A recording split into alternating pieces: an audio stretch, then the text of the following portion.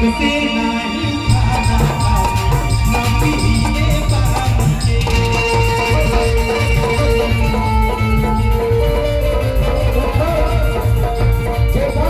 हमारे दो भाई हैं, हम तीनों भाई मिलकर भले पानी के जानी बाहर चढ़ल जवानी के से नहीं खाना ना पिए पानी